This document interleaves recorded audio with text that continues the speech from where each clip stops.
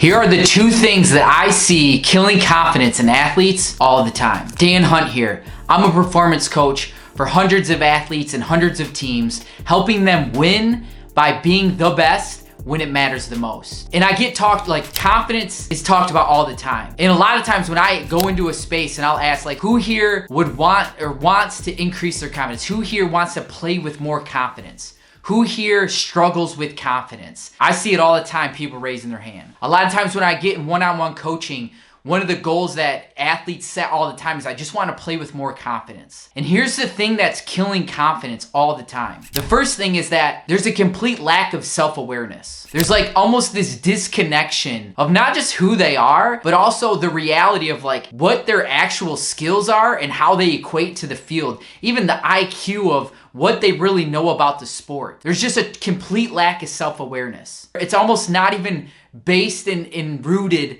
in a good reality. They don't know their strengths. They don't know their weaknesses. They're constantly covering things up. There's a lack of being able to look in the mirror and say, what are the things I'm good at and what are the things I'm bad at? We're constantly covering up or shifting or making excuses, which leads to just this lack of self-awareness. The second thing is that even people that are self-aware or not, there's just a lack of priorities and actually taking actions based on those priorities. I hear a lot of kids talking about and athletes talking about how they want to do this, they want to do that, they want to experience this, they want to win this. But then when you look at their behaviors, you realize and you see very quickly their priorities are not aligned. Their actions are not aligned with these priorities. And when you begin to talk to them, their thoughts are not aligned with this. There's a complete mismatch. And what happens when when we have a mismatch in priorities and where we're trying to go is that we lose trust in ourselves. We say one thing, but we do another. And this mixed match actually is what I call the misalignment that creates that anxiety, that creates that questioning. Confidence really comes from a level of self-awareness and then the actions that lead us to where we want to go.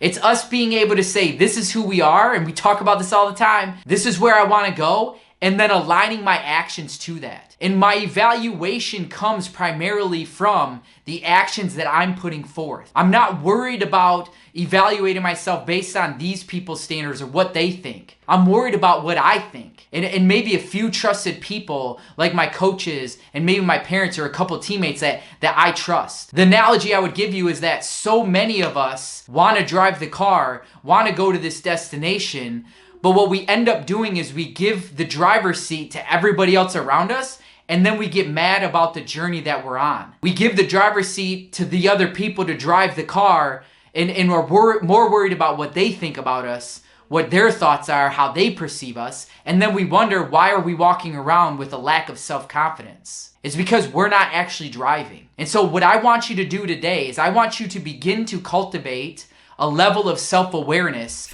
of who you are, what you value, what are your strengths, what freaking matters to you. And be able to write that down and stay focused on that. Focus on that every single day. It can be 3 to 5 things. It can be 10 things. But really drill in on what you believe is most important to you. And then begin to evaluate yourself every day on, am I taking actions towards that? Am I actually waking up and are my thoughts aligned with that? Are my words aligned with that? Are the things I'm talking about or allowing in my ears, right? Are they aligned? Are the things that I'm actually ingesting and taking into my body, are they aligned with that? Because when you begin to align those things and you set those priorities in place and you begin to take action time and time again, you build momentum and you build the confidence in yourself and the trust that there is no stone unturned and you are doing everything you can to achieve and get to the result that you want. That's how you build confidence. That's the first step. And without that, there's very little confidence you can actually have. Like, subscribe, and share. We're going to keep putting content out like this. All right? We're going to keep talking about how to leverage physiology and psychology for your greatest performance. But you have to put in the work. You have to go out and execute. So don't let this just be information that you take in. Grab a hold of it and take action on it. Greatness is within.